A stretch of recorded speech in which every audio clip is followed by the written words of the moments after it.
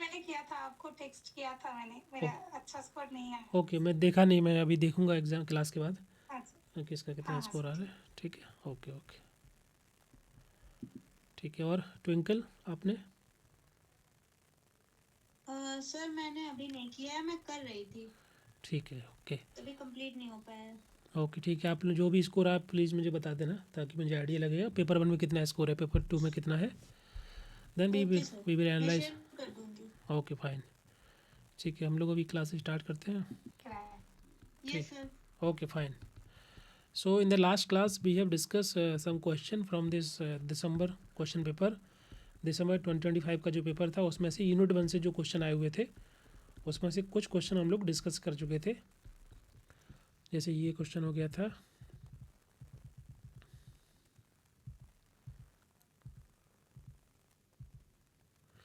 Question number sir 7। PPT visible नहीं हो रहा। क्या बोल रहे हैं? पीपीटी विजिबल नहीं हो रहा आपका। पीपीटी नहीं दिख रहा है बाकी लोगों को?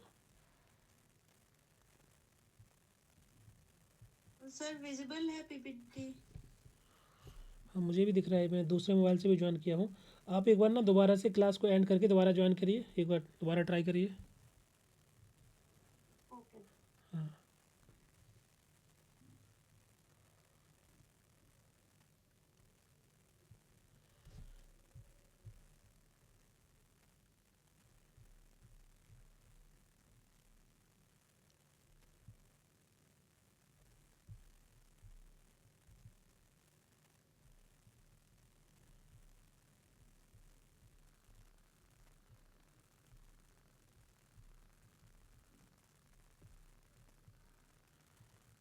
ज्वाइन किया?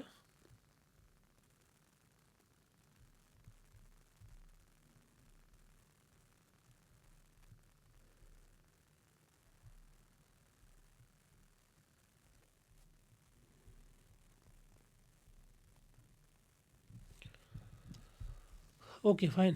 क्वेश्चन नंबर 17 पढ़िए, क्या लिख रहे हैं, क्या आंसर होगा इसका। ये हमारा इसी एग्ज़ाम में आया हुआ था दिसंबर वाले में।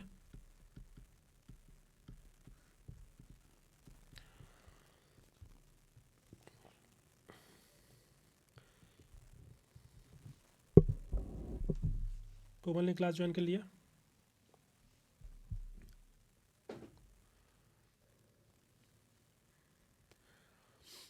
ठीक है, पढ़िए क्वेश्चन, पढ़िए आंसर दीजिए।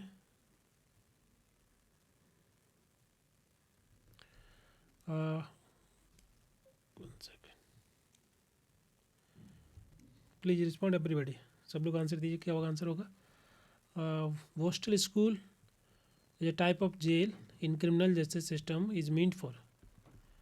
इसका उद्देश्य क्या है? आपराधिक न्याय प्रणाली में एक प्रकार की जो जेल है जिसका नाम हम बोलते हैं वोस्टल स्कूल, उसका क्या उद्देश्य है? For the young offenders, for the elderly person, for the prisoners जो बूढ़े कैदी होते हैं, या फीमेल प्रिजनर्स जो महिला कैदी होती है उनके लिए, या फिर विकलांग लोगों के लिए, किसके लिए होगा? Sir young offenders. हाँ, आप लोगों को चैट बॉक्स में आंसर देना है। जैसे चैट बॉक्स के अंदर पहला कुछ क्वेश्चन नंबर 17 है तो 17 ए या बी या सी जो भी है आपका आंसर उसको टाइप करना है।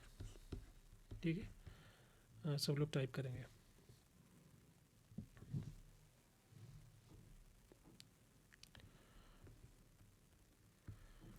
What will be the correct answer? देखो, इसको हम बोलते हैं बोस्टल स्कूल, या इसको हम बोल सकते हैं रिफॉर्मेटिव स्कूल।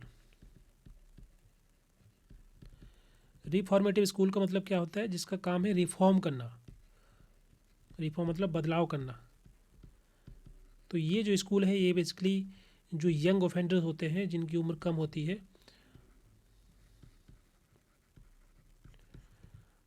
जुवेनाइल डेलिक्वेंसी वाले जो केसेस होते हैं, ऐसे बच्चे जो कि किसी प्रकार से they are conflict with law, children in the conflict with law. जैसे कोई क्राइम किया हुआ है किसी बच्चे के द्वारा, उम्र कम है, या कोई पिटी क्राइम किया है, छोटा मोटा चोरी की है, या कुछ ज़्यादा बड़ा क्राइम कर दिया है, तो ऐसे केसेस में जो है ऐसे बच्चों को जो यंग ऑफेंडर्स होते हैं जिनकी एज कम होती है, जुवेनाइल डेलिक्वेंसी वाले केसेस को, उसको हम बोलते हैं वोस्टल स्कूल, तो इसको हम बोलते हैं रिफॉर्मेटिव। रिफॉर्म मतलब रिफॉर्म करना, बच्चों में बदलाव करना, मतलब उनको रिहेबिलिटेट करना, कैसे दोबारा से हम उनको रीइंटीग्रेट करेंगे सोसाइटी में ताकि किसी प्रकार से क्राइम भी ना करें और आसानी से रहें। उनको शिक्षित करना, क्योंकि जेल में नहीं रख सकते तो उनके लिए अलग से जेल होता है, उसको हम जेल बोलते हैं या रिफॉर्मेटिव सेंटर बोलते हैं।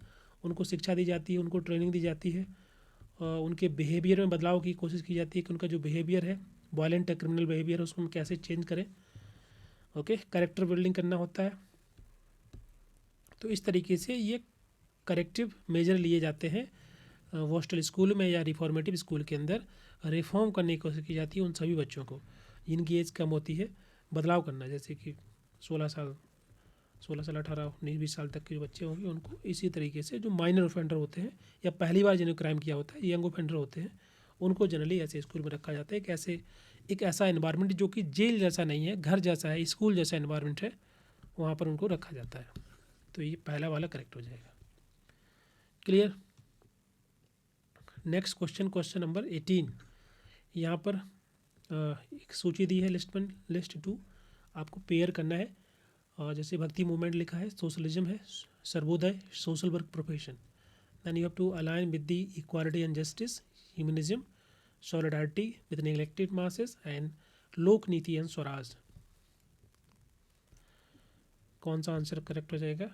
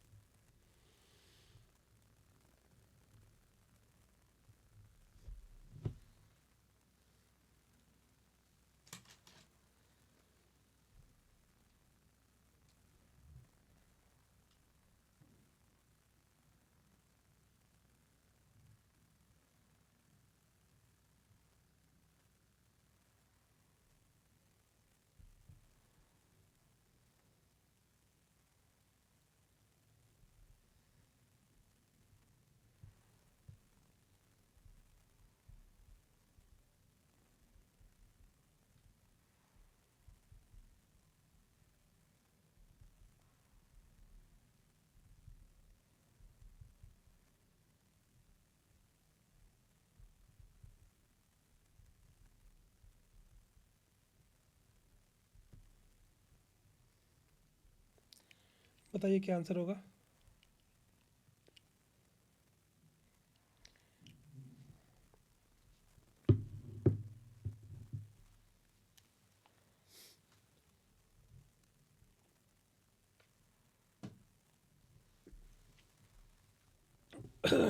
सॉरी। ठीक है, आप लोग आंसर देंगे, है ना? जो लोग भी क्लास में हैं आंसर देने की कोशिश करिए।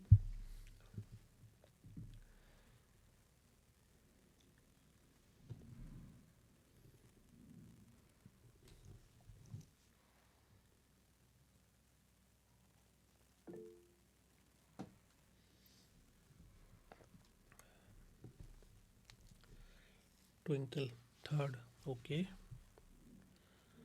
बाकी लोग कौन कौन है क्लास में? सोनालिका, प्रगति, आप लोग आंसर दीजिए, क्या होगा आंसर?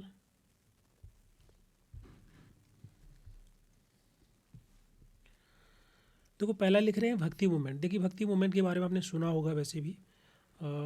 कुछ जो इम्पोर्टेंट की फिगर हैं जो भक्ति मूवमेंट उनके द्वारा स्टार्ट किया गया या जो भक्ति मूवमेंट के पार्ट थे बोल सकते हैं, जैसे कबीर हैं, मीराबाई का आपने नाम सुना होगा,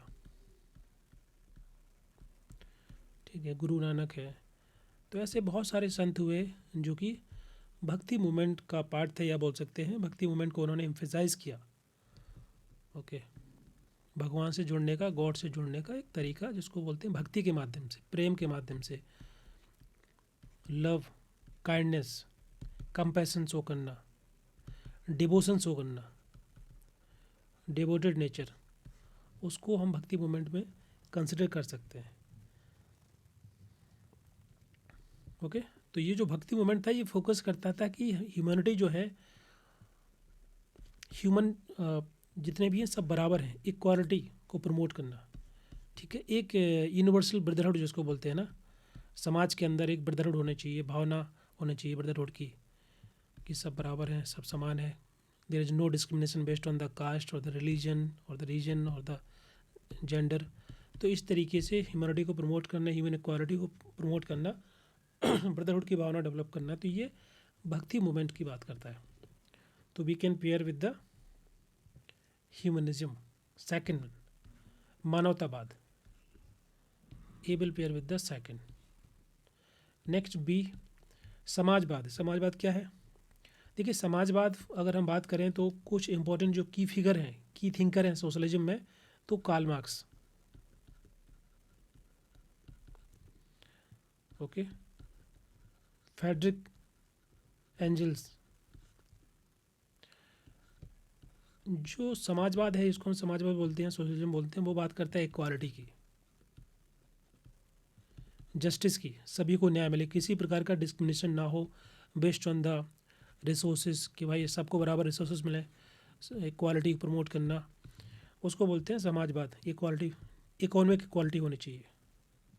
जैसे जो वर्किंग क्लास है, जो लेबर क्लास है, उनके पास कम रिसोर्सेज, कम पैसा होता है, और जो बुर्जुआ क्लास है, जो अमीर लोग हैं, उनके पास ज़्यादा धन होता है। तो एक पावर डिस्पैरिटी भी होती है और इकोनॉमिक डिस्पैरिटी भी होती है। तो उस चीज़ को कम करने के लिए, वो जो खाई बढ़ती जा रही है, उसको कम करने के लिए समाजवाद, सोशलिज्म को प्रमोट किया गया, जहाँ पर बात की जाती है इकोनॉमिक इक्वालिटी की। जो भी रिसोर्सेस हैं उनका सही डिस्ट्रीब्यूशन, फेयर डिस्ट्रीब्यूशन, कोई बहुत ज़्यादा गरीब ना हो, कलेक्टिव ऑनरशिप होना चाहिए, ओके। इसका मतलब है कि जो भी रिसोर्सेस हैं वो सभी के हैं, कम्युनिटी के हैं, that is not belong to any particular person और सिंगल पर्सन। लोगों के अधिकारों की बात करना, तो ये है समाजवाद, socialism. So that is about the equality and justice. तो B will pair with the first. तो यहाँ पर आप देखिए किसके साथ पेयर है, A will pair with the second, B will pair with the first. तो तीसरा वाला करेक्ट हो जाएगा, क्योंकि एक ही ऑप्शन है जहाँ पर ए सेकंड के साथ पेयर है, ठीक है। ऐसे आप एलिमिनेशन मेथड लगा सकते हैं। और भी है इसमें ऑप्शन, जैसे सर्वोदय है। तो सर्वोदय का मतलब क्या होता है? सर्व प्लस उदय, मतलब सभी का उदय हो, सबका अपलिफ्टमेंट हो, अपलिफ्टमेंट ऑफ ऑल, सब आगे बढ़े। तो ये कनेक्ट होगा आपका लोक नीति से। और स्वराज, स्वराज मतलब खुद का राज, स्वयं का राज, जो कि गांधी जी के द्वारा प्रमोट किया गया। लोक नीति मतलब लोगों की नीति, कम्युनिटी की, जो भी हम नीति बनाते हैं, जो भी वेलफेयर का काम करते हैं, कम्युनिटी के हिसाब से होना चाहिए, उसको हम बोल सकते हैं welfare for the all, okay. जो डेमोक्रेसी है, जो गवर्नेंस है, that should be participative nature, सभी की भागीदारी हो। सेल्फ गवर्नेंस, जिसको हम लोक नीति बोल रहे हैं, स्वराज बोल रहे हैं, सेल्फ रिलायंस, कम्युनिटी पार्टिसिपेशन, तभी तो सभी लोग आगे बढ़ेंगे, सभी अपलिफ्ट हो पाएंगे जब सभी की भागीदारी होगी। तो ये महात्मा गांधी है, विनोबा भावे हैं, तो वो कुछ इंपॉर्टेंट की फिगर है जो कि बात करते हैं सर्वोदय की।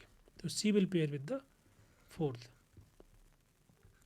एंड सोशल वर्क प्रोफेशन जो हम बात करते हैं, that is about the solidarity and neglected masses. Neglected मतलब होता है जो गरीब लोग हैं, जो वनरेबल सेक्शन है, जो मार्जिनाइज्ड कम्युनिटी है, उनके अधिकारों की बात करना, एकजुटता बढ़ाना, सॉलिडारिटी, ओके। जो अपेक्षित समाज है, अपेक्षित वर्ग है, उनके लिए काम करना सोशल और प्रोफेशन में आ जाएगा। तो option number 3 will be right answer. Clear है सभी को? Yes sir. Okay fine. Question number, अच्छा यहाँ पर जो है कॉम्प्रिहेंशन है, ये एग्जाम में आया हुआ था, तो इसको हम लोग भी देख लेते हैं कैसे क्वेश्चन सॉल्व करने होते हैं। देखो कॉम्प्रिहेंसिव, आप जो ये पढ़ोगे पूरा पैसेज, तो इसमें आपको 2 अप्रोच होती है। पहली अप्रोच होती है आपकी टॉप डाउन अप्रोच, एक होती है बॉटम टॉप अप्रोच।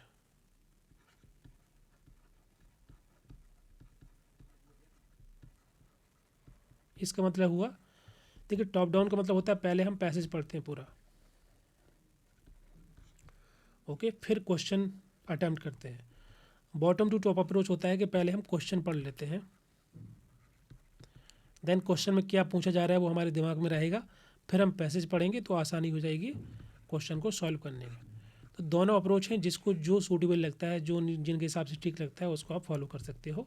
अगर पैसेज बहुत छोटा है तो बेटर है कि पहले उसको आप पढ़ लो, ठीक है। पैसेज अगर बहुत बड़ा है तो ये भी आपको देखना है पैसेज की लेंथ कितनी है। अगर लेंदी है तो पहले आप क्वेश्चन पढ़ लो, अगर लेंदी नहीं है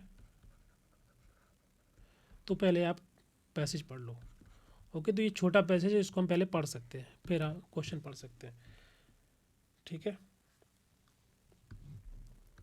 देखो ये जो पूरा का पूरा पैसेज है ना, ये बात कर रहा है कॉन्फिडेंशियलिटी की। एक प्रिंसिपल होता है सोशल वर्क प्रोफेशन का, प्रिंसिपल ऑफ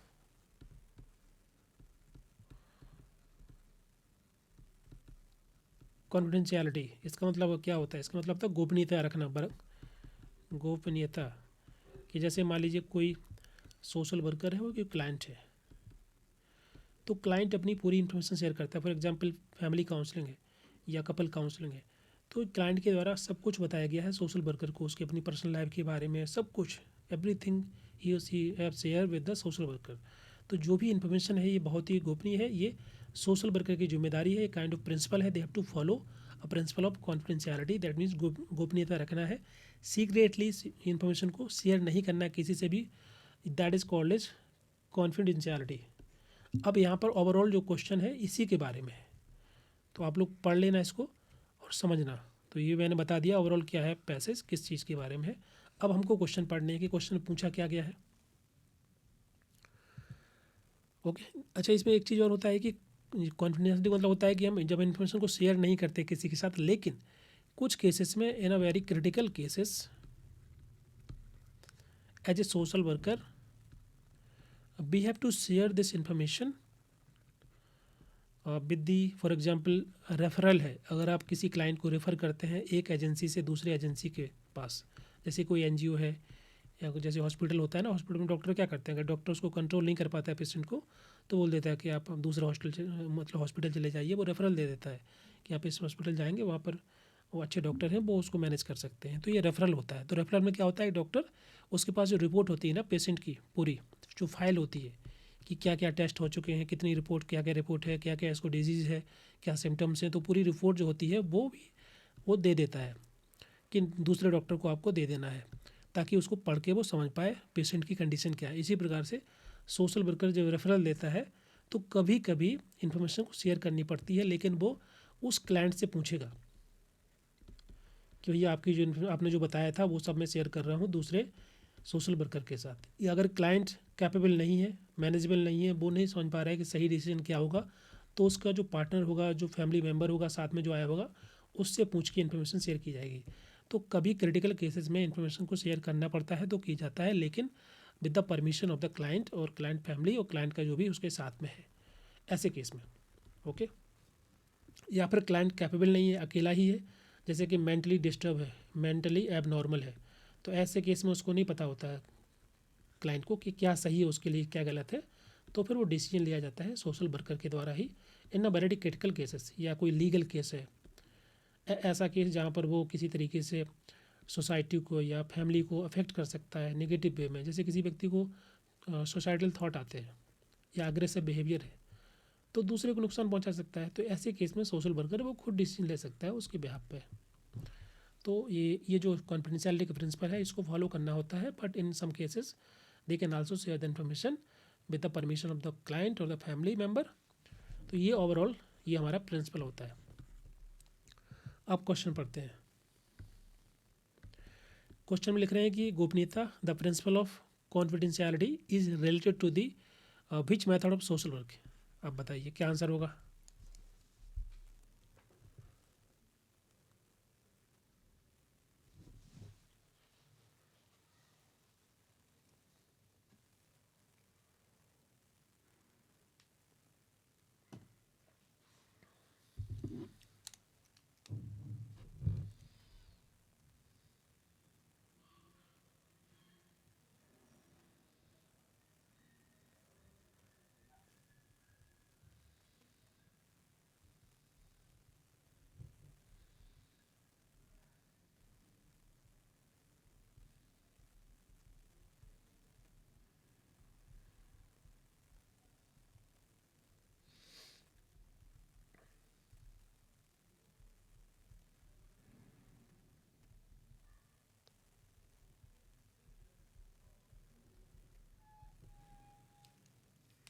बताइए क्या आंसर होगा।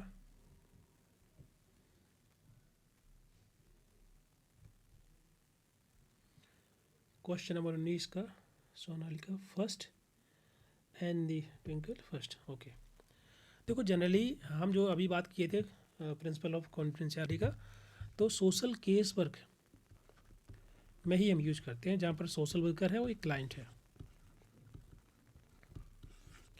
क्योंकि क्लाइंट के द्वारा ही इन्फॉर्मेशन शेयर की गई है सोशल वर्कर को। तो जो भी इन्फॉर्मेशन शेयर की गई है उसको, इसको हम बोलते हैं सोशल केस वर्क। जहाँ पर किसी इंडिविजुअल को सोशल वर्कर हेल्प करता है, तो इंडिविजुअल केस में हम उसको सोशल केस वर्क बोलते हैं। क्लियर? तो पहला वाला आंसर करेक्ट हो जाएगा क्योंकि जो सोशल केस वर्क है ये 1-to-1 इंटरेक्शन होता है इसमें।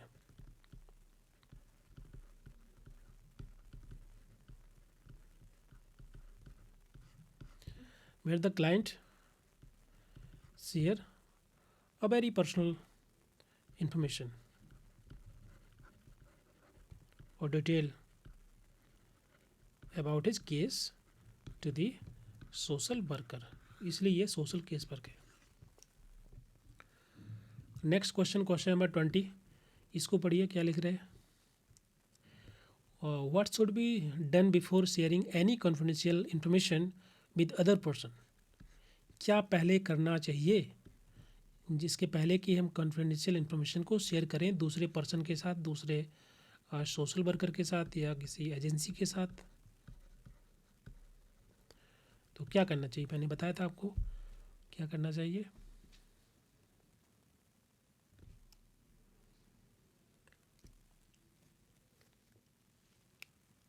क्या ये करना चाहिए कि पहले तो आपको क्लाइंट से पूछना है, क्लाइंट के साथ रिव्यू करना है, उससे बातचीत करना है कि भैया ये इन्फॉर्मेशन है मुझे शेयर करनी पड़ेगी दूसरे एजेंसी के साथ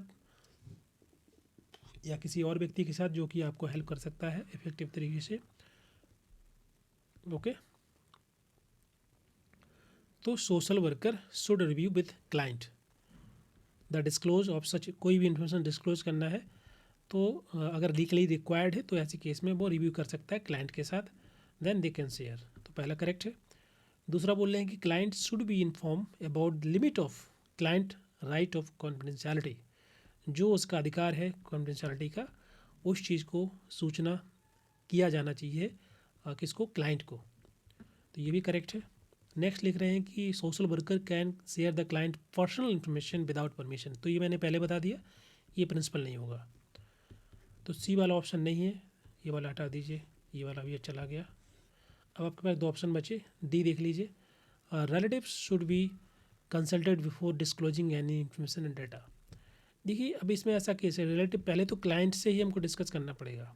अगर क्लाइंट कैपेबल नहीं है then we can discuss with the family member. Okay, तो ऑप्शन नंबर क्या आंसर हो जाएगा। अच्छा ये हो गया। अच्छा रिलेटिव में मतलब फैमिली भी आ जाएगी, लेकिन एक मिनट रुको।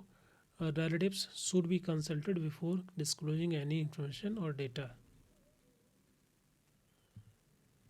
तो हाँ, फैमिली मेम्बर्स या जो उसको क्लोज है या व्यक्ति खुद है, क्लाइंट है, उससे ही हमको पूछना पड़ेगा, then we can share the information. तो ये वाला भी नहीं होगा, आपको option number 3 will be right answer. Clear? Yes sir. 3 होगा। देखो रिलेटिव में तो कोई भी आ सकता है, दैट इज़ वेरी मतलब जनरल टर्म दे दिया उन्होंने। अगर वो बोलते कि कोई फैमिली मेम्बर है या उसका जो साथ में है, okay, then we can say, because otherwise generally we have to focus on the client कि क्लाइंट से ही पूछ के हमको इन्फॉर्मेशन देनी है। तो option number 3 sir family member भी अगर जैसे है तो उसमें लिखा हुआ रहेगा ना कि अगर वो क्लाइंट हमारा तब जवाब देने में सक्षम नहीं है तो फिर हम लोग फैमिली मेंबर से ये करेंगे। ये यस यस, उसमें लिखना चाहिए कि अगर the person the itself the client is not able to like, वो इन्फॉर्मेशन शेयर करने की पोजीशन में नहीं है या वो नहीं सही डिसीजन ले सकता, तो ऐसे केस में फैमिली मेम्बर डिसाइड करेंगे। So option number we can option number 3 will be right answer. Next question, question number 21।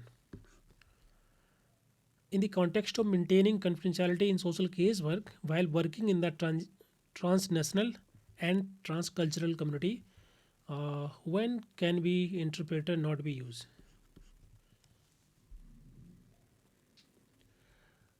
Interpreter को हम कब उपयोग में नहीं उनका उपयोग किया जा सकता है या नहीं उनको उपयोग में ले सकते हैं, कैसे केस में?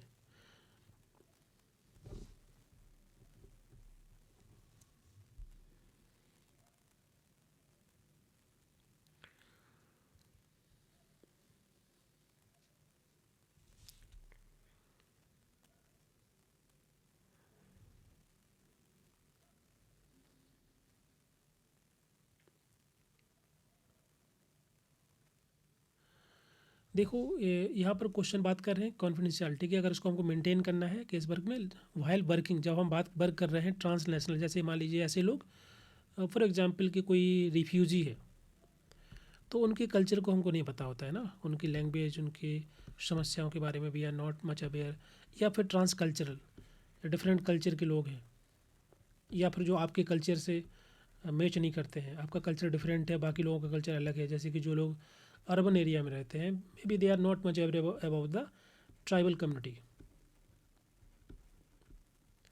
तो ऐसे सोशल वर्कर जो कि ज़्यादातर अर्बन एरिया में रहे उनको नहीं पता होता है ट्राइबल कल्चर के बारे में, सो उसको अंडरस्टैंडिंग उनकी बेहतर नहीं होती। तो as a social worker should have the cultural competency, एक टर्म होती है कल्चरल कॉम्पिटेंसी। कल्चरल कॉम्पिटेंसी का मतलब होता है ability of social worker, ability to understand, respect the culture of other, जिनके साथ आप डील कर रहे हो, जो भी ये क्लाइंट है, अगर उनका कल्चर अलग है तो आपके अंदर as a social worker you should have the cultural ability, cultural competency, so that you can understand. आप उनके कल्चर को समझो, एम्पैथेटिक नेचर होना चाहिए, उसको समझना चाहिए, अंडरस्टैंड करना चाहिए, तो ये चीज़ होनी चाहिए। तो इसमें यही लिख रहा है कि इंटरप्रेटर को हम कब यूज नहीं कर सकते, जब when the interpreters have the empathy and cultural competency, तो सही हो जाएगा। अगर उसके अंदर एम्पैथी है, उसके अंदर कल्चरल कॉम्पिटेंसी है, तो हम यूज कर सकते हैं। हम यूज तब नहीं करेंगे जब उसके अंदर ये चीज़ नहीं पाई जाएगी। When the interpreter refuse to adopt the cultural background of other, जब दूसरे के जो कल्चरल बैकग्राउंड है, पृष्ठभूमि है, उसको अपनाने से मना कर दे या उसको ना समझे, ना अंडरस्टैंड करे, तो ऐसे केस में क्या होगा कि न्यूट्रलिटी नहीं आएगी। सोशल वर्कर सही तरीके से जो है एक ट्रस्ट बिल्डअप नहीं कर पाएगा, एक न्यूट्रल पर्सपेक्टिव नहीं दे पाएगा, बिकॉज वो अपने कल्चर को अडॉप्ट किए रहेगा और दूसरे को अडॉप्ट कर ही नहीं पाएगा, उसको रिफ्यूज करेगा। So in that case the interpreter refuse to adopt cultural background of others, उस केस में हम इसको यूज नहीं कर सकते या नहीं करना चाहिए। समझ में आ रहा है?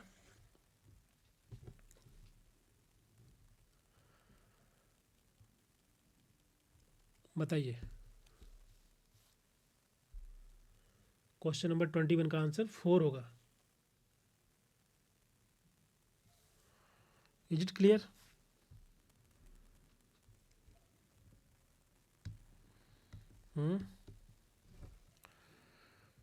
सर यहाँ गोपनीयता बनाए रखने के लिए जो कहा गया है, तो सर नहीं समझ आया, एक बार और बता दीजिए। देखो उसमें पूरा सेंटेंस पढ़ो, उसमें लिख रहे हैं कि in the context of maintaining confidentiality in the social work. ये तो उसने यहाँ से क्वेश्चन स्टार्ट किया हुआ है, ठीक है। वो सिंपल बोल रहा है कि जब हम as a social worker, as a social case worker, हम जब काम कर रहे होते हैं, वर्क कर रहे होते हैं इन दी ट्रांसनेशनल और ट्रांस कल्चरल कम्युनिटी, जैसे कि मान लीजिए आप एज ए सोशल वर्कर किसी ऐसी कम्युनिटी से इंटरेक्ट कर रहे हैं या सोशल वर्क कर रहे हैं जैसे कि ट्राइबल कम्युनिटी है या रिफ्यूजी कम्युनिटी है, कोई रिफ्यूजी है इंडिया के बाहर के, इंडिया में रहते हैं, तो उनके कल्चर का आपके बारे में नहीं पता होगा आपको, उनके कल्चर के बारे में, चाहे वो कोई भी अदर कम्युनिटी होगी। तो ये तो हम लोग डिस्कस करते हैं कि एज ए सोशल वर्कर आपके अंदर एक कल्चरल कम्पिटेंसी होनी चाहिए। इसका मतलब होता है कि जब आप दूसरे के कल्चर को समझो, उसको जानो, अंडरस्टैंड करो, अगर आप उसको अडॉप्ट कर पाते हो, उसको मान पाते हो, उनके प्रति एम्पैथी है आपकी, उनकी भाषा के प्रति, उनकी जो रहन सहन है, उसका जो भाव है, उनको आप समझ पाते हो, तब उनके साथ बेहतर काम कर पाओगे। जैसे एज ए रिसर्चर आप कहीं स्टडी करने जाते हो, एज ए PhD स्टूडेंट, तो उनके आप कल्चर को समझते हो, अंडरस्टैंड करते हो, हर चीज़ को आप उसमें ना नहीं बोलते हो कि नहीं नहीं ऐसा नहीं होगा, ऐसा होगा। उनका अपना कल्चर है, अपने हिसाब से वो रह रहे होते हैं, तो उसको आप अडॉप्ट कर लेते हो, मान लेते हो कि ऐसी चीज़ें होती हैं इनके यहाँ, देन उसके बाद आप स्टडी करते हो। तो सेम चीज़ सोशल वर्कर का होता है कि आपको कल्चरल कम्पिटेंसी डेवलप करनी होती है ताकि आप बेहतर तरीके से इफेक्टिव तरीके से उनके साथ मिल पाओ, उनके साथ घुल मिल पाओ, उनसे बातचीत कर पाओ, उनको हेल्प कर पाओ। तो ये चीज़ आपको इसमें पूछ रहे हैं कि ऐसे केस में when can the interpreter not be use, हम इंटरप्रेटर कब यूज नहीं करेंगे? अगर वो इंटरप्रेटर के अंदर इतनी काबिलियत नहीं है कि दूसरे के कल्चर को, ट्रांसनेशनल या ट्रांस कल्चरल कम्युनिटी को समझ ही ना पाए, वो उनके कल्चर को अंडरस्टैंड नहीं कर पाए, उसके प्रति एक अच्छा भाव ना हो, एम्पैथेटिक नेचर ना हो, कल्चरल कम्पिटेंसी ना हो, तो हम क्यों यूज करेंगे उसको एज ए इंटरप्रेटर? समझ में आ रहा है? तो अगर उसके पास नॉलेज है, उसके पास कल्चरल बैकग्राउंड है तो यूज कर सकते हैं। अगर जो इंटरप्रेटर है have the empathy, cultural competency, तो भी यूज़ कर सकते हैं। हम यूज़ तभी नहीं करेंगे जब वो रिफ्यूज़ कर दे अडॉप्ट करना with the cultural background of other, दूसरे के जो बैकग्राउंड, कल्चर बैकग्राउंड है उसको मानने से स्वीकार कर दे, अस्वीकार कर दे या उसको माने ना, तो ऐसे केस में हम यूज नहीं करेंगे। समझ में आ रहा है? क्योंकि क्वेश्चन देखो, ये पैसेज का क्वेश्चन है तो इन्होंने यहाँ पर लिखा हुआ है to maintain the confidentiality in the social work, ऐसे इसकी ज़रूरत है नहीं खास, अगर आपको केवल क्वेश्चन को समझना है तो। ये उस कॉन्टेक्स्ट में क्वेश्चन पूछा गया है इसलिए वो इसमें लिख दिया उन्होंने कि मेंटेनिंग द कॉन्फिडेंशियलिटी। इवन अगर ये नहीं लिखा होगा तो भी आपको आंसर लगा पाना है, आप समझ पाओगे क्वेश्चन को। समझ में आ रहा जी सर। है ना? जी सर। तो वो पूरा क्वेश्चन उन्होंने बनाया इस तरीके से कंफ्यूज करने के लिए। अदरवाइज ये जो इतना सेंटेंस अगर ये नहीं होगा तो भी आपको क्वेश्चन का आंसर आना चाहिए। Clear? Next question, question number 22, which of the following is not related to the principle of confidentiality?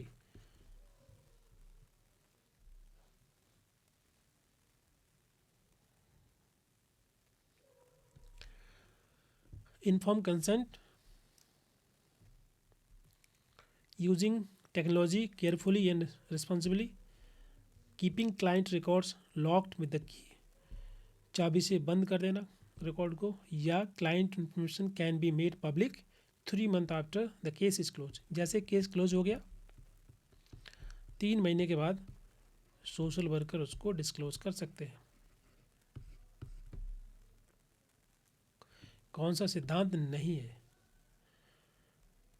सूचित सहमति, मतलब इन्फॉर्म कंसेंट लेना चाहिए सोशल क्लाइंट से, उसको बताना चाहिए, तो वो सब चीज़ होता है। दूसरा लिख रहे हैं कि हम टेक्नोलॉजी का केयरफुली यूज़ करें रिस्पॉन्सिबल तरीके। वैसे तो ये रिलेटेड नहीं है इससे, लेकिन आपको बताना है कौन सा नहीं है, तो ये फिर भी हम मान के चलेंगे। Keeping client record locked with the key, अब ऐसा कुछ रिकॉर्ड है तो आप की लगा सकते हो, नहीं तो नहीं भी लगा सकते हो, ज़रूरत नहीं। की is not like important. But आपको देखना 4 ऑप्शन में जो बहुत ज़्यादा रिलेटेड नहीं है, जैसे कि client information can be made available after 3 months of case close. तो केस क्लोज हुए 3 महीने हो या 6 महीने हो या 10 महीने, 1 साल, इन्फॉर्मेशन शेयर नहीं करना चाहिए, सिंपल यही है, तो ये वाला नहीं होगा। क्लियर? बाकी भी ऑप्शन ऐसे हैं कि जो बहुत ज़्यादा करेक्ट नहीं है, लेकिन कंपेरेटिवली आपको 4 ऑप्शन में से देखना होगा तो ऑप्शन में 4 ज़्यादा करेक्ट है। Clear? Yes sir. Question number 23, what is meant by the maintaining the confidentiality? इसका अर्थ क्या है? गोपनीयता बनाए रखने का क्या अर्थ है?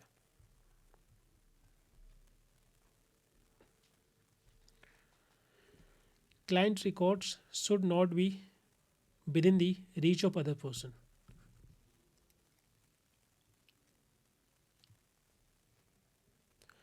जो क्लाइंट की रिकॉर्ड है वो बाकी लोगों की पहुंच से बाहर होनी चाहिए, मतलब सबको अवेलेबल नहीं होना चाहिए।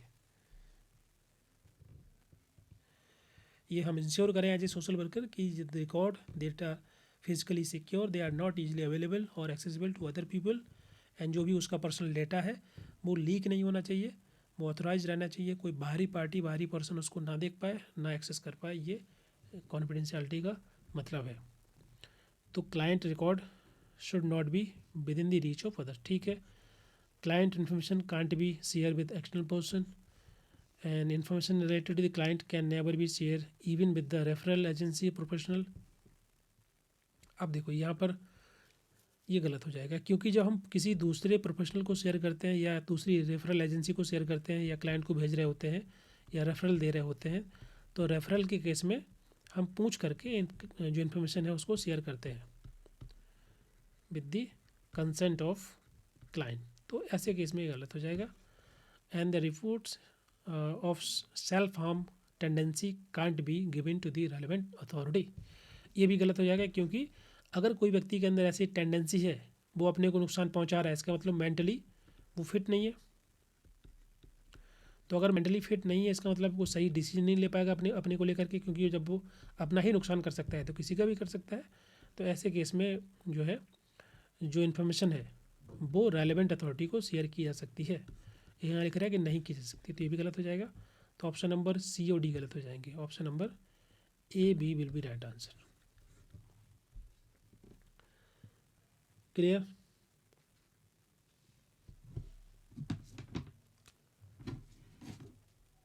बोलिए।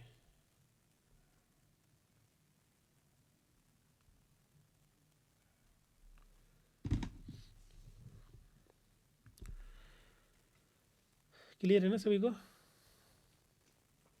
सर पॉइंट सी भी करेक्ट लग रहा है। क्या लिख रहा है कि information related to the client can never be share with the referral agency and proposal what the mean of confidentiality. देखो इसमें पूछ रहा है कि मतलब क्या होता है कॉन्फिडेंशियलिटी का। यहाँ केवल मतलब पूछा गया है, तो आपको वो बताना है। अब इसका ये जो लिखा है नीचे ना, कि जो इन्फॉर्मेशन है वो जो क्लाइंट की है वो हम कभी शेयर नहीं करेंगे, can never with can even the referral agency and professionals. देखो रेफरल एजेंसी को तो शेयर करना ही पड़ेगा ना। जैसे फॉर एग्जांपल एक डॉक्टर है, जब डॉक्टर किसी पेशेंट को रेफ़र करता है दूसरे हॉस्पिटल, तो जो पेशेंट की फ़ाइल होती है ना वो भी जाती है। ऐसा नहीं है कि वहाँ जाके दोबारा से उसका सब कुछ टेस्ट होगा, सब प्रॉपर तरीके से सब कुछ कराया जाएगा। वो जो फाइल पहले से बनी है वो पहले भेजी जाती है। मतलब इन्फॉर्मेशन तो हम शेयर कर ही रहे हैं। इसी प्रकार से कोई सोशल वर्कर है, मान लीजिए कोई क्लाइंट है, उसके साथ एक या मान लीजिए 4 या 5 सेशन साथ में रहा है, और सोशल वर्कर ने पूरी इन्फॉर्मेशन इकट्ठी कर ली है क्लाइंट को लेकर के। अब सोशल वर्कर को लग रहा है कि मेरे पास इतनी कैपेबिलिटी नहीं है, मेरे पास इतना नॉलेज नहीं है कि मैं अभी क्लाइंट को टैकल कर पाऊँ। तो वो अभी क्या करेगा, दूसरी एजेंसी के पास उसको रिफ़र करेगा कि जो नई एजेंसी है वो शायद बेटर तरीके से इसको हेल्प कर सकती है। तो इसके पास जो इन्फॉर्मेशन होती है वो इससे पूछ करके शेयर करता ही करता है। मतलब of course they will take the permission from the client, but they definitely they are going to share, because दोबारा से वहाँ पर सेम चीज़ स्टार्ट नहीं होगी। दे रीड द, जो भी रिपोर्ट उसको रीड करेगा जो नई एजेंसी होगी, फिर उसके हिसाब से फर्दर वो उसमें जो भी क्लाइंट को जो भी इंटरवीन करना होगा उसको करेगा। तो इन्फॉर्मेशन वो शेयर करते हैं, of course they will take permission from the client. इसलिए यहाँ लिख रहे हैं कि information related to the client can never be share, बिल्कुल शेयर हो सकती है विद द रेफरल एजेंसी और with the professionals with the permission of the client. Clear? Yes sir. इसलिए ऑप्शन नंबर डी करेक्ट हो जाएगा। तो ये क्वेश्चन हमारे जून के थे, सॉरी दिसंबर 2025 क्वेश्चन पेपर के थे सभी क्वेश्चन। और ये 3 क्वेश्चन लिखे हैं। देखो 23 नहीं होंगे, कुछ 4-5 क्वेश्चन ऐसे थे कि जो कि बाकी यूनिट के भी थे, लेकिन वो यूनिट 1 में आ रहे थे तो मैंने ऐड कर दिया था। अराउंड आई थिंक 20 या 18 क्वेश्चन यूनिट 1 से आए हुए थे। तो काफ़ी मतलब हैवी वेटेज है यूनिट 1 का। आप लोग अच्छे से पढ़ना उसको, और जो भी डाउट हो हमेशा आप लोग पूछते रहिए, ग्रुप में डालिए कोई टॉपिक अगर आपको समझ में नहीं आ रहा है। ओके, तो ज़्यादा डिफ़िकल्ट क्वेश्चन पेपर नहीं था अगर आप देखोगे पूरे पेपर को, बट ये है कि थोड़े से लेंथी क्वेश्चन आ रहे हैं। देखो जैसे कि पहले क्वेश्चन इतना नहीं आता, पहले केवल 4 ऑप्शन आते थे और आपको टिक करना। अभी क्या है, पैसे ऐसे दे रहे हैं कि वो आपको पढ़ना पड़ेगा पूरा क्वेश्चन, देन ऑप्शन देखने पड़ेंगे, कौन सा ऑप्शन सही मैच करेगा उसको देखना पड़ेगा। तो ये सब देखो लेंथी क्वेश्चन थोड़ा है, तो ये थोड़ा सा प्रैक्टिस से आएगा। जितना आप प्रैक्टिस करोगे उतना बेहतर तरीके से क्वेश्चन पेपर को सॉल्व कर पाओगे। ठीक है, कुछ क्वेश्चन ईजी भी हैं जहाँ डायरेक्टली उसमें ईयर लिखा हुआ है, जैसे ये वाला क्वेश्चन ईजी है, ये भी ईजी है, बट अब कुछ क्वेश्चन मॉडरेट लेवल की भी हैं। So you have to develop the understanding कैसे क्वेश्चन पढ़ना है और क्या आंसर हो सकता है। जितना ज़्यादा प्रैक्टिस करोगे उतना बेहतर तरीके से एग्ज़ाम में परफॉर्म कर पाओगे। अभी हम बात करेंगे जून क्वेश्चन पेपर का, जो जून में हुआ था एग्ज़ाम, उसमें यूनिट 1 से जो क्वेश्चन आए हुए थे उसको हम लोग देखते हैं। ठीक है, क्वेश्चन पढ़िए, आंसर दीजिए।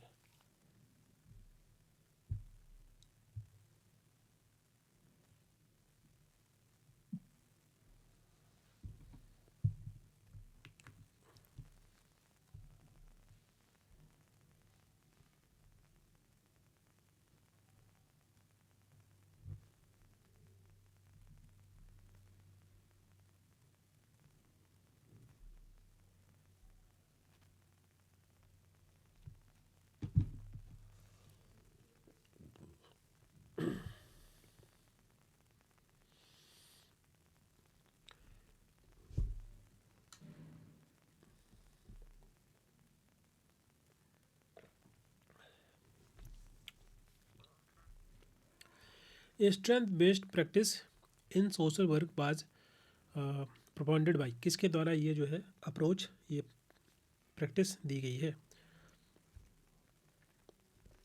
जल्दी से आंसर दीजिए।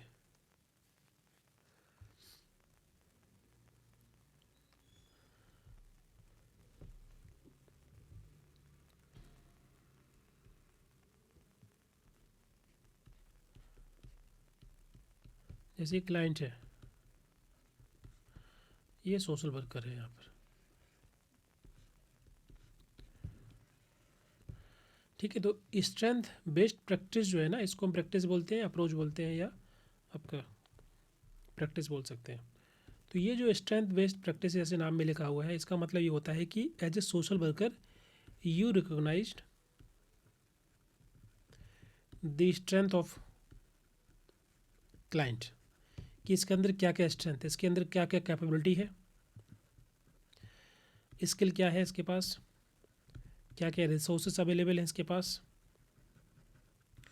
इसके अंदर एबिलिटी कितनी है, क्षमता कितनी है, इसके अंदर विल पावर कितनी है।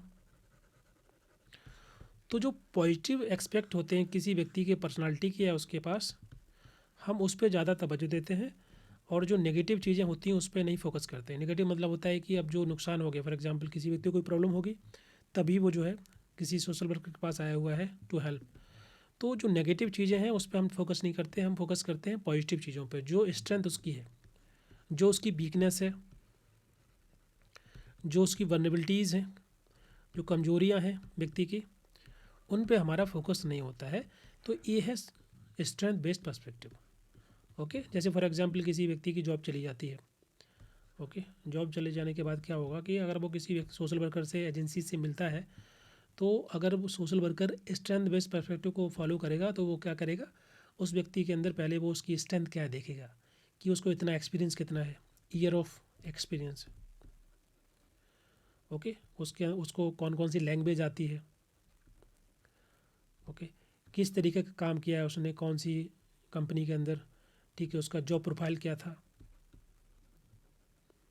उसका एकेडमिक्स में कितना स्कोर रहा है पहले।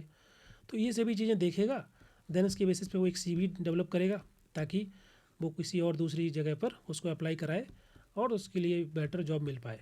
तो यहाँ पर उसने देखा पूरा उसका फोकस ये था कि उसके अंदर स्ट्रेंथ क्या है, उसके अंदर क्या क्या कैपेबिलिटी है, क्या क्या उसके पास स्किल्स है, ताकि उसको बेटर जॉब मिल पाए।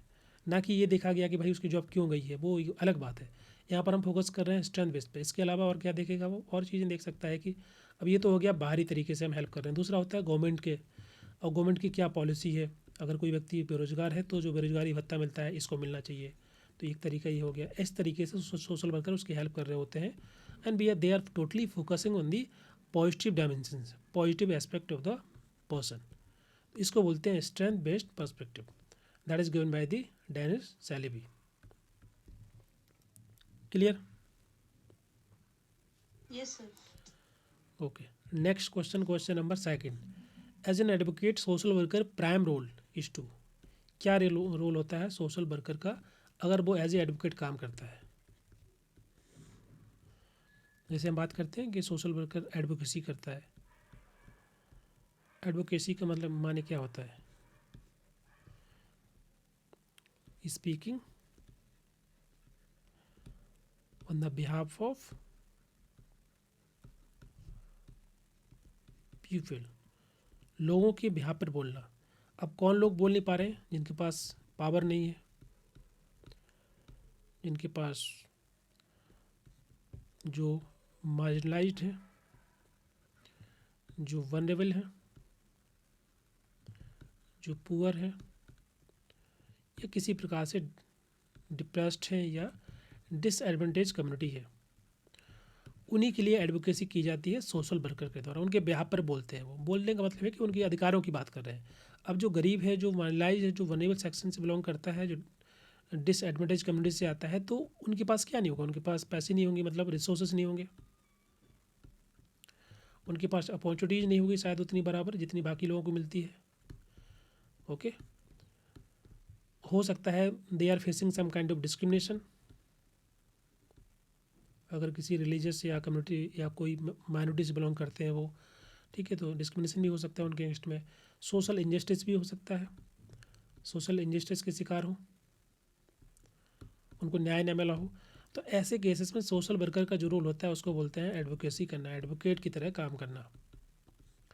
तो working to the people those don't have the power, और वो अपनी बात नहीं रख सकते, उनके अगेंस्ट में किसी प्रकार का डिस्क्रिमिनेशन हो रहा है, दे आर फेसिंग डिस्क्रिमिनेशन और सोशल इनजस्टिस, जैसे कि पुअर पीपल, वीवन, और those who are religious minorities, okay, और कई प्रकार के जो माइनर ग्रुप होते हैं उनको। So advocate social worker prime role is to deal with the injustice, establish means to achieving goal, ये नहीं होगा, रिसर्च डेटा अनकॉन्शियस, पहला वाला करेक्ट हो जाएगा। क्लियर है क्या रोल है सोशल वर्कर का? यस सर, क्लियर है। Okay, next question, question number 3, which is not the correct year of establishment of the social school of social work. इसमें 4 नाम दिए हैं 4 संस्थाओं के, और उनका ईयर भी दिया हुआ है, आपको बताना है कौन सा सही नहीं है। Sir Tata institute of social sciences 1936, 1939 नहीं होगा। ठीक है, अच्छा क्लास में कोई नहीं है क्या? No sir. ओके, कोई बात नहीं, हम लोग क्लास कंटिन्यू करते हैं। तो Tata institute of social science जो है 1939 नहीं है, 1936 है, बाकी करेक्ट लिखे हैं, ठीक है। Delhi school of social work 1946 है, Baroda school of social work 1949 है, और Madras school of social work 1952। इसके अलावा और भी इंस्टीट्यूट है जिनके बारे में एग्जाम में कभी कभी पूछ लिया जाता है, जैसे कि काशी विद्यापीठ।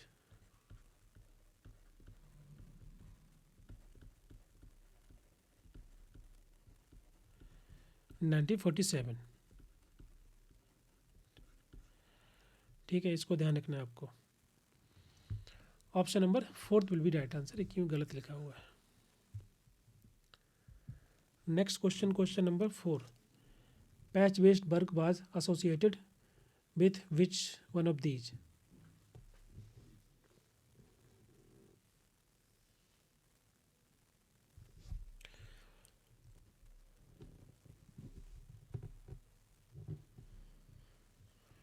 ये जो वर्क है, ये जो अप्रोच है, ये कौन सी कमेटी से जुड़ा हुआ है, रिपोर्ट से जुड़ा हुआ है?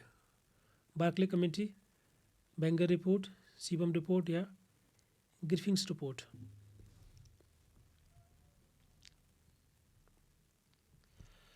ये जो पैच बेस्ड वर्क है ना, ये कहलाता है, इसको पैच बेस्ड वर्क बोलते हैं, ज्योग्राफिकली एरिया फोकस्ड बोलते हैं, इसको बोलते हैं कि यहाँ पर सोशल वर्कर को जो है दे आर असाइन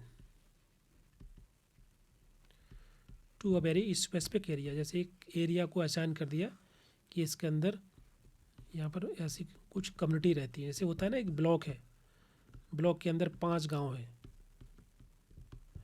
तो ये पूरा एरिया असाइन कर दिया एक सोशल वर्कर को, जैसे मेडिकल ऑफिसर होते हैं। तो अगर हम बात करें इस स्पेशलिस्ट की बात करें, तो ये आपका एक ज्योग्राफिकल एरिया असाइन किया जाता है सोशल वर्कर को, और इसका काम क्या होता है? इसका काम होता है कम्युनिटी के अंदर रिलेशन को बेहतर बनाना, कम्युनिटी फीलिंग स्ट्रॉन्ग करना, जो रिलेशन है, जो नेटवर्क है लोगों के बीच में, वो स्ट्रॉन्ग करना। क्यों करना? क्योंकि रिपोर्ट का मानना था, ये जो बार्कले रिपोर्ट कमेटी थी, इसका मानना था कि अगर लोगों के बीच के जो रिलेशन है उसको हम बेहतर कर देना, जो रिलेशन है, जो नेटवर्क अच्छा स्थापित कर दें उनके बीच में, तो बेहतर वो अपनी समस्याओं को, प्रॉब्लम को खुद सॉल्व कर लेंगे। These people can solve their one problems if they have better relation with each other, if they have better network, better community feeling, so they can address their problem। the role of social worker is to provide help them, और जो resources हैं उनको provide कराना, और साथ ही साथ community relation buildup करना, collaboration बढ़ाना उनके बीच में, नेटवर्क तैयार करना, ये सोशल वर्कर का रोल है। तो रिपोर्ट के अंदर और भी रिकमेंडेशन थी, कमेंट थे, बट ये उसमें से एक इंपॉर्टेंट रोल है। तो ये बार्कले कमेटी के द्वारा दिया गया था, which is published in 1982। Clear? Yes sir. Next question, question number 5, trade union, mute कर लीजिए, ट्रेड यूनियन प्रोग्रेस, और यहाँ पर ईयर लिखा हुआ है, क्या आंसर होगा?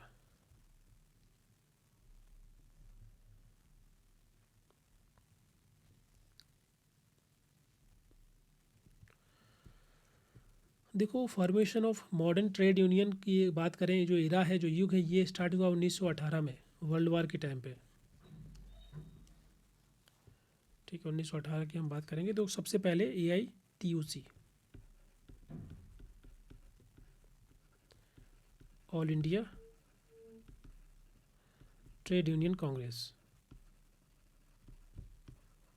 इसको बोलते हैं AITUC। तो ये पहला central trade union of India था, जो कि लाला लाजपत के द्वारा, मतलब वो प्रेसिडेंट थे उस टाइम पे, लाला लाजपत राय।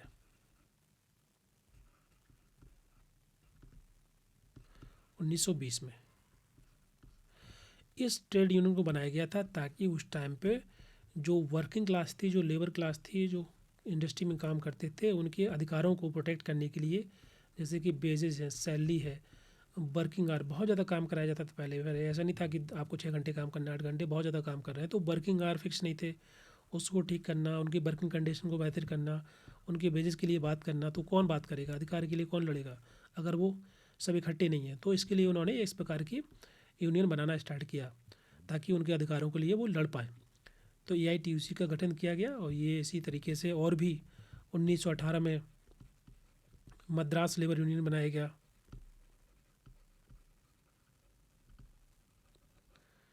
BP वाडिया के द्वारा। इसी प्रकार से मजदूर सभा, मजदूर महासभा बनाई गई गांधी जी के द्वारा, इसको मजदूर महाजन बोलते हैं, 1920 में। तो ये जो शुरुआत थी, जो इरा था, युग था ट्रेड यूनियन बनने का, ये 1918 से लेकर 1924 था।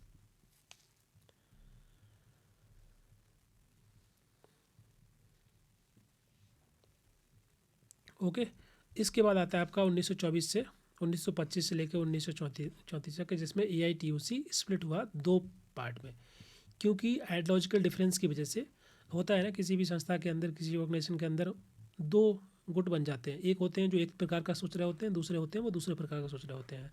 तो यहाँ पर भी 2 गुट बन गए। एक गुट था जो कि जो राइट विंग था, लेफ्ट विंग का था, दूसरा था राइट विंग वाला। राइट विंग वाले भी थोड़े से एक्सट्रीमिस्ट थे, उनकी अप्रोच थोड़ी डिफरेंट थी। और जो लेफ्टिस्ट थे, उनका मानना था कि जो ब्रिटिश रूल है, ब्रिटिश कानून है, लॉ है, उनके अंडर रह करके हम अपने मांग करेंगे, अधिकारों की बात करेंगे, रिफॉर्म की बात करेंगे। लेकिन जो राइटिस्ट थे, राइट विंग वाले थे, वो बोलते थे ऐसे काम नहीं बनेगा, and we have to fight, हमको मूवमेंट स्टार्ट करना पड़ेगा, तभी बदलाव आएगा। तो वो एक रेडिकल अप्रोच को अपनाने वाले राइट विंग वाले, तो उन्होंने क्या किया कि स्प्लिट कर दिया AITUC को 2 हिस्सों में, एक लेफ्टिस्ट वाले हो गए, एक राइट विंग वाले हो गए। क्लियर? Yes, sir. ठीक है, नेक्स्ट है ओके, तो ये हो गया डबल पेयर विद द 1925। तो 3 आएगा और 4 आएगा, पहले 3 एंड 4 तीसरे वाले में कनेक्टेड है। ऐसे करके बाकी आप जोड़ सकते हैं। Unity form among the trade. देखो उसके बाद क्या हुआ कि 1935 से लेकर 38 तक इन सभी जितने भी इस प्रकार की संस्थाएं जो बन गई थी, जो बट गई थी, अलग अलग हो गई थी, उनमें विभाजन जो हो गया था, उन्होंने दोबारा से एक दूसरे को सपोर्ट करना स्टार्ट किया, क्योंकि बहुत सारी समस्याएं उस टाइम पे, जो वर्ल्ड वार सेकंड के टाइम पे जो वर्किंग कंडीशन थी और ज़्यादा ख़राब हो गई थी। ओके, डिमांड एंड प्रोडक्शन कम हो गया था, तो जो वर्क लेबर क्लास थी उनको बहुत ज़्यादा प्रॉब्लम हुई। तो क्या हुआ कि बहुत सारी यूनियन से दोबारा वो एक साथ मिलना शुरू की, एक साथ मूवमेंट स्टार्ट किया, आगे बढ़ा। तो वो काइंड ऑफ बोल सकते हैं कि वहाँ पर यूनिटी देखी गई ट्रेड यूनियन के बीच में। तो ये तीसरा है, और चौथा हो जाएगा world war second bought it chaos in the industrial relation. तो ये लास्ट में आएगा। तो option number 3 will be right answer. Clear है? Yes, sir. Yeah. Next question, question number 6। Which sociologist opinion that the urbanization of industrial revolution has negatively impacted the social life। आपको बताना किस समाजशास्त्री के द्वारा बोला गया है कि जो औद्योगिक क्रांति की वजह से सामाजिकरण, शहरीकरण हुआ है, अर्बनाइजेशन हुआ है, वो कहीं ना कहीं हमारे सामाजिक लाइफ को, हमारी सोशल लाइफ को नेगेटिव तरीके से प्रभावित कर रहा है।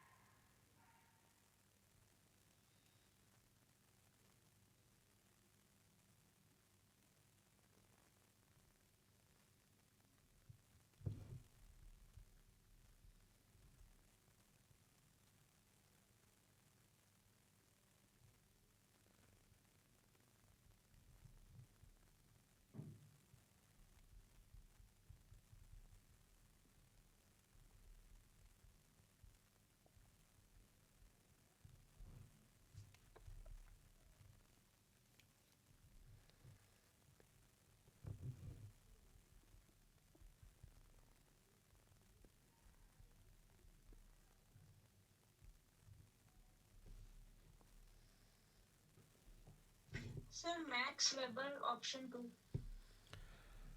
मैक्स वेबर देखो इसके बारे में आपने सुना वैसे आपने सुना होगा क्योंकि सामाजिक लाइफ को नेगेटिवली इम्पैक्ट कर रहा है अगर इंडस्ट्रियल रिलेशन की वजह से जो अर्बनाइजेशन हो रहा है, समाजीकरण हो रहा है, सॉरी अर्बनाइजेशन।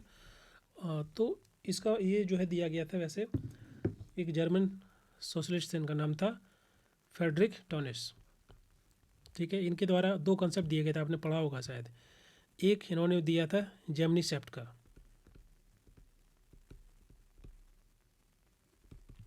दूसरा है जेसल सेप्ट। जेमनी सेप्ट को बोलते हैं कम्युनिटी और जेसल सेप्ट को बोलते हैं सोसाइटी। तो इसको अगर हम समझें तो सोसाइटी मतलब हुआ जैसे आज के टाइम में हमारा जो अर्बन एरिया है वो सोसाइटी कहलाएगा, और जो कम्युनिटी मतलब छोटी कम्युनिटी जैसे कि रूरल एरिया, रूरल कम्युनिटी जो हो जाएगी वो हमारी कहलाएगी जेमनिस जेसल सेप्ट, सॉरी जैसे। तो जो गांव एरिया होता है ना, अगर आप गांव की बात करोगे तो गांव की जो करेक्टरिस्टिक्स होती हैं वो थोड़ी डिफरेंट होती हैं। वहाँ पर लोग जो है काफ़ी क्लोज रिलेशन होते हैं लोगों के, एक दूसरे को जानते हैं, एक दूसरे की सपोर्ट करते हैं, हेल्प करते हैं। उनके अंदर एक कॉमन ब्रदरहुड की भावना होती है, वी फीलिंग होती है, रिलेशन क्लोज होते हैं, डायरेक्ट रिलेशन होते हैं, पर्सनल रिलेशन होते हैं। और अगर हम बात करें शहरों की, तो शहरों में हो सकता है कि एक ही जगह रहने वाले लोग एक दूसरे को ना जानते हों, तो relation very impersonal, indirect, okay, और पर्पसफुल होते हैं। किसी उद्देश्यपूर्ण ढंग से ही रिश्ते बनते हैं, ऐसे नहीं बनते हैं। तो इसको ये जो जेसल सेप्ट है यही बोल रहे हैं कि जो इंडस्ट्रियल रेवोल्यूशन हुआ, क्रांति हुई, जिसकी वजह से अर्बनाइजेशन स्टार्ट हुआ। अर्बनाइजेशन से क्या हुआ कि जो गांव में लोग रहते थे वो मूव करना स्टार्ट किए शहरों में बेटर लाइफ के लिए, और शहरों में आकर के उनका जो सोशल टाइज था, सोशल लाइफ था, वो अफेक्ट हुआ, क्योंकि यहाँ पर जो रिश्ते हैं बहुत ही इम्पर्सनल हैं, इनडायरेक्ट हैं, पर्पसफुल हैं, और उनके बीच में कोई सोशल बॉन्डिंग, सोशल फैब्रिक नहीं रहा। इसी वजह से हमारी सोशल लाइफ ख़राब हुई है, मतलब नेगेटिवली इम्पैक्ट हुई है because of industrialization and urbanization. तो ये फ्रेडरिक टॉनिस के द्वारा बोला गया। क्लियर? Okay sir. तो जेमिनी सेप्ट में याद करने के लिए आपको अगर याद रखना है कि कम्युनिटी कौन है और सोसाइटी कौन है, ये टर्म जर्मन टर्म है इसलिए इसमें इस तरीके से लिखा हुआ है। जेमिनी सेप्ट में एम है, तो ये आपका कम्युनिटी में एम है, तो इसलिए आपको ऐसे याद कर लेना, म्यूट कर लीजिए। और दूसरा एस है जैसे सेप्ट के अंदर, और सोसाइटी के अंदर एस है, तो ये एस से एस कनेक्ट।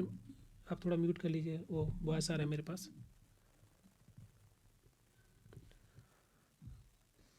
तो ये जैसल सेप्ट से प्लीज़ म्यूट कर लीजिए। हेलो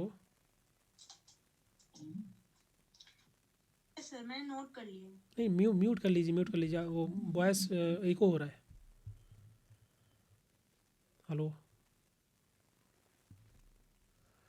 तो ये जो ऐसे एस से कनेक्ट हो जाएगा सोसाइटी से, तो इससे हम ऐसे याद कर सकते हैं। ठीक है, ओके।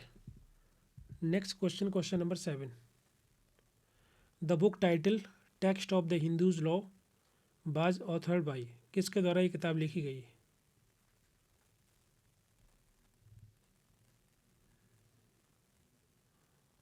आंसर दीजिए।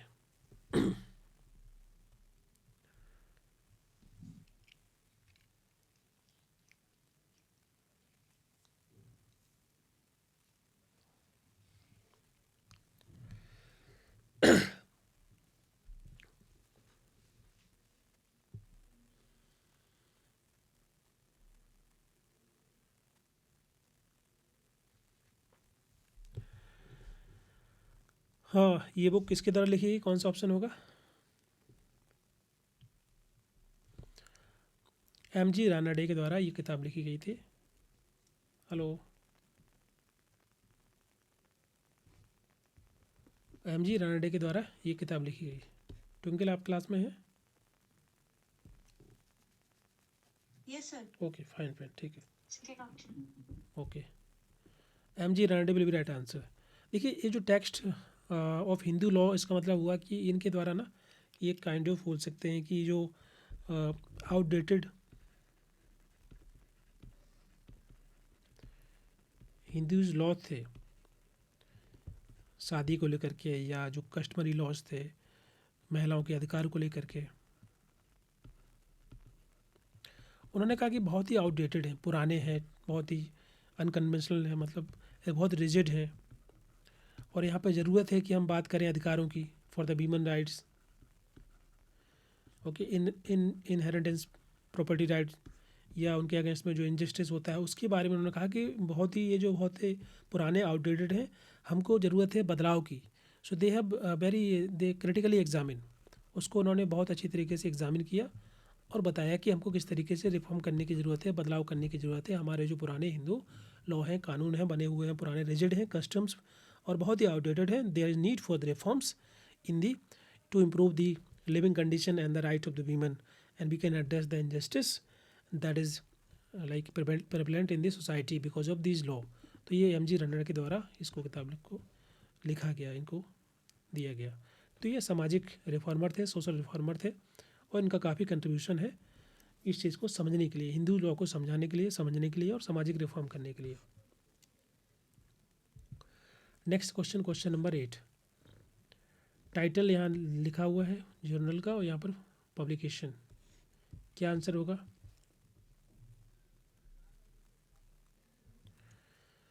International journal international social work, ये नाम है। ये 1958 में ICSW IASSW का एक जॉइंट वेंचर है, IFSW सबका मिला करके 1958 में इसका पहला जो है एडिशन आया, वॉल्यूम, पहला जो वॉल्यूम था वो पब्लिश किया गया। उसके बाद national journal of professional social work,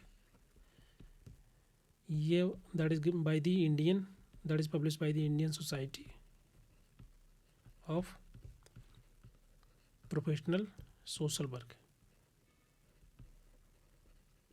जो पहला वॉल्यूम था 2000 में छपा। इसके बाद जर्नल ऑफ सोशल वर्क, ये सेज पब्लिकेशन का है, ये पब्लिशर है सेज, इसे 1962 में।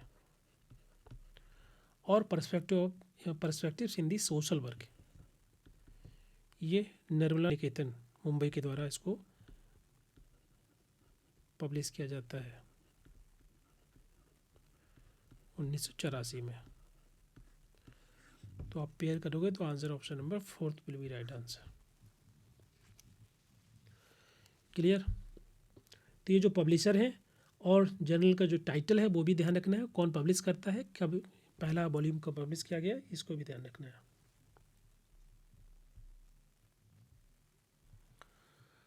नेक्स्ट क्वेश्चन, क्वेश्चन नंबर 9, क्या आंसर होगा?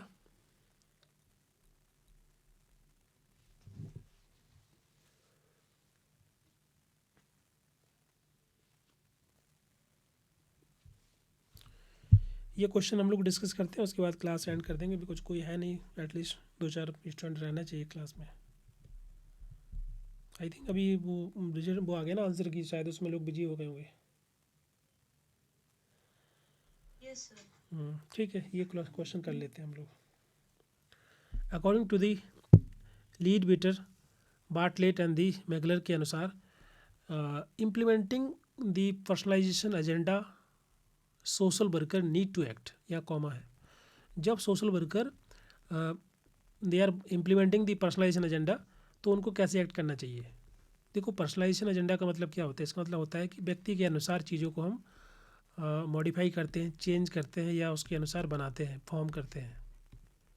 कि जैसे कोई पेशेंट है, कोई क्लाइंट है, तो वो अगर मान लीजिए 4 क्लाइंट है ना, चारों की समस्याएं मान ली एक ही है, लेकिन चारों को एड्रेस करने के लिए हर क्लाइंट को हम अलग तरीके से टैकल करते हैं। जैसे डॉक्टर ना हर पेशेंट को अलग मेडिसिन देता है, भले उनकी बीमारी एक ही हो, क्यों?